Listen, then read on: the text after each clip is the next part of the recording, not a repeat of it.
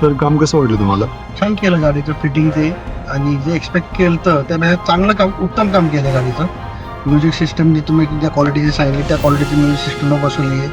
आवाज पण चांगला येतो, रिव्हर्स कॅमेरा पण चांगला आहे, आणि फिटिंग जी आहे सीट कव्हरची, ही आमरेस्टची, ती पण छान केलेली आहे.